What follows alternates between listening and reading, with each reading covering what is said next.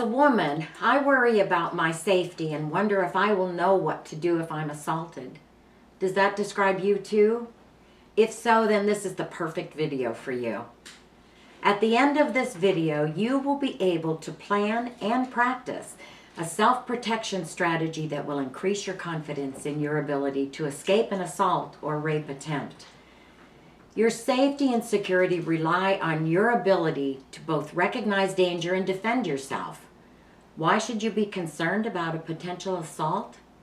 Each year, over 294,000 women of all ages in the United States are assaulted and/or raped. That is a violent attack every 107 seconds, and then there are so many others which are unreported. Stop for a moment and think about that number. Every minute and 45 seconds, a woman becomes the victim of an assault. You can be very sure that during the time of the assault, you have only yourself to rely on for protection and escape. You are totally on your own. That means you must take responsibility for your own safety and self-defense.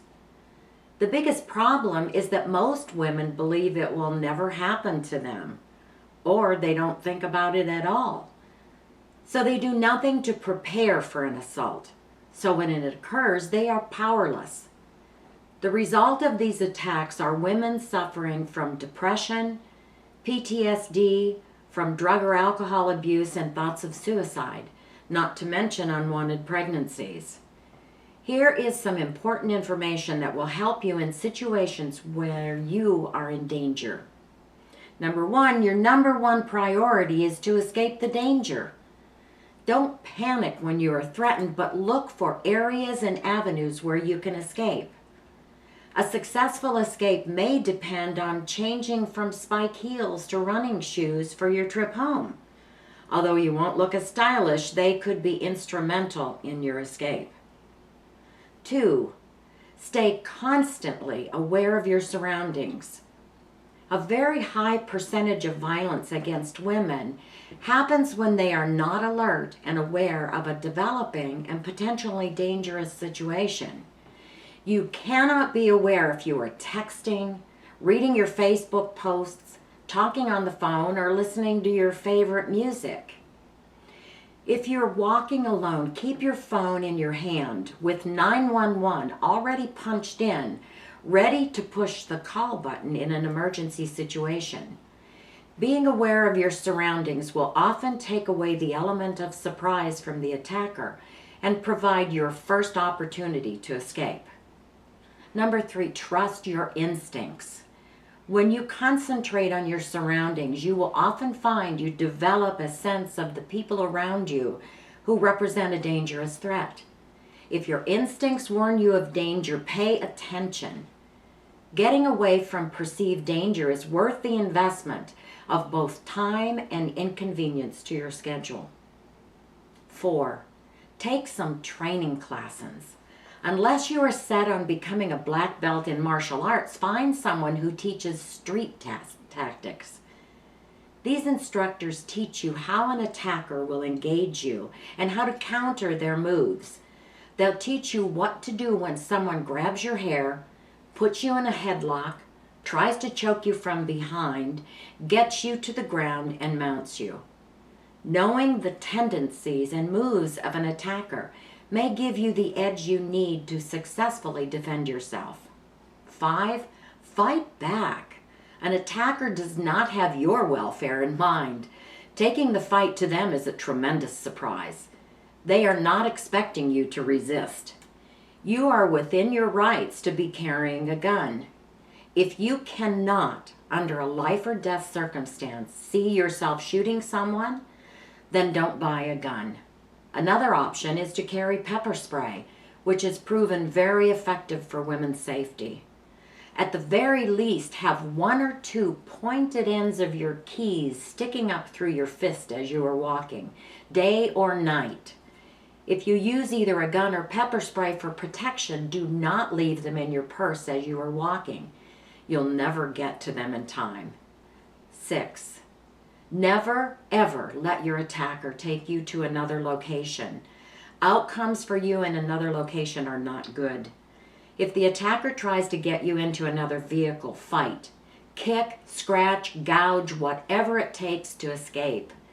If the attacker is in your car, he normally will not fasten his seatbelt. If he tells you to drive away, pick up speed and run into a solid wall, post, or another car. The airbag should protect you, but the unbelted assailant will be hitting the windshield hard. 7. Never share personal information with strangers. It is so common for many women to tell a perfect stranger if they're married, living alone, where they live, how they get home, and all sorts of other personal information. Remember that not all attackers look the part, and someone in a suit and tie can be just as dangerous as someone with a beard wearing a black hoodie. Social media is also a cyber sex tool an attacker will use to profile his victim. Do not post revealing information or have info in your profile that will help them plan an attack. 8. Ensure that your home is safe. Understandably, home security can be expensive. Most home break-ins happen between 10 a.m. and 3 p.m. if they're looking for valuables. The sexual attacker can hit at any time, but seems to prefer darkness. You can install hardware to reinforce your entrance doors. You can also alarm your windows and doors and install a ceiling-mounted 360-degree motion detection alarm for between $50 and $100. Listen, it's easy to brush off the thought of an attack. The large majority of women are already doing just that. But the devastating effects of an assault should motivate every woman to learn how to defend herself. I encourage mothers and daughters to learn more about defending themselves because there will always be a time when strong guys will not be there to protect you from an attacker. For parents, here is a sobering fact to consider. Statistics show that a full 44% of annual assaults in the United States happen to children age 18 and under. Have you had these conversations with those young people in your family and in your household? Do they know how to defend themselves? Telling them to run away will not save them. Do more. Get them involved in awareness and training. As adult women, most of us buckle our seatbelt in our vehicles for safety from a crash. We install smoke detectors in our homes to warn us of a fire. We look both ways before crossing the street for safety from oncoming vehicles. What we don't do is learn self-protection to keep us from being injured, raped, or even killed as the outcome of an assault. Even though we are more likely to be raped than die in a car crash, burn to death in our home, or be hit by a car crossing the street. Let's start today by making a commitment to our safety from an assault. And please don't think you'll improve your chances of escaping an attack just by watching this or any other video. If you're going to plan for your self-protection, then you must commit to practicing what you will learn. It works well to have another woman as a practice buddy, but if that's not possible, your husband or an older child can help you prepare your plan your reactions, and assure your safety.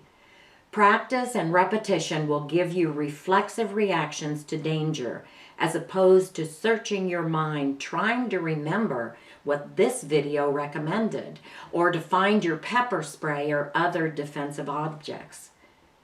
Practice until your reactions become as automatic as buckling a seatbelt, reacting to an alarm, or crossing the street. Practicing your survival skills should be as serious as the plan of your attacker. So let's take a look at your enemy or attacker. He has the advantage of knowing where he will attack, when he'll attack, and how he'll attack. He reads body language and looks for what he believes will be a weak victim. He wants someone who will not fight back, can be easily overpowered, and will freeze with fear. Your enemy relies on a few tactics that give him a feel for your reaction and provide him with the opportunity to grab your purse, your hair, or clothing to move you to the ground or to another spot. If you relax, you are not prepared to resist and will, in most cases, be unable to effectively protect yourself. He will try to approach you from behind or jump out from a hiding area. He'll stop you and ask you if you have the time or know where a store or location is. He wants to lull you into allowing him to move closer where he can grab you. Your number one deterrent against the attacker's plan is awareness. You must walk confidently with your shoulders back. Walk in a serpentine pattern, looking from side to side and behind you to see who might be following you. Don't look down when passing someone. Rather, look him in the eye so you can recognize him if he turns to follow you. This will require some practice, preferably when you have friends with you. As women, we have for so long been taught not to look directly at someone who passes, but to avert our eyes. Not so for situations where you may be at risk. If someone stops you for directions, tell them you don't know and don't let them close the distance between you so they are close enough to grab you. You should have your protective weapon concealed but in your hand. There will not be time to fumble in your purse or pocket if an attacker strikes. These simple acts of awareness make you appear stronger and more confident, and in many cases will stop the attacker from choosing you as their victim. Your awareness and your pepper spray may become a force multiplier. These simple acts of awareness make you appear stronger and more confident, and in many cases will stop the attacker from choosing you as their victim. Your awareness and your pepper spray become a force multiplier for you. If you choose not to carry a gun, we recommend you carry a canister of pepper spray. And we recommend the Sabre Red Pepper Spray because they have by far the best quality control. So the question is, why should you use pepper spray? Hi, I'm David Nance, Vice President of Security Equipment Corporation, manufacturers of the Sabre Pepper Spray and Sabre Safety products. Why pepper spray? Several advantages pepper spray offers. First, it doesn't require pain to incapacitate. Pepper spray is an inflammatory which causes involuntary eye closure. So even if the subject is under the influence of drugs, alcohol, or is emotionally disturbed, if you get pepper spray in their eyes, it causes the eyes to slam shut, causes that involuntary eye closure, giving you the opportunity to sidestep and escape to safety. Second, it doesn't require extensive size or strength or skill to use. With an impact weapon such as a bat, if you're going to protect yourself with that, you need to swing hard. You need to hit the person hard. If you're a 300-pound strong man, that might be fairly easy. If you're a smaller statured person, that becomes much more challenging. The difference with pepper spray is a force multiplier. Every time you apply pressure to that firing mechanism, regardless of your size or strength, it releases the same distance, the same strength every time, making it a force multiplier. Very important. And lastly, carrying it in and of itself causes you to be alert, aware of your surroundings. Doing that might be enough to discourage your threat without having to use your pepper spray. So, the ability to protect yourself at a distance, the involuntary eye closure, not relying on pain to incapacitate, keeping you alert, being a force multiplier, these things make pepper spray one of the most practical tools to protect yourself and your family. I'm Marlene Sparrow, co-founder of The Survival Gene, and I hope that this video has caused you to be more aware of both yourself and your surroundings. Now, make your protection plan, practice it on a monthly basis, and be safe, and God bless.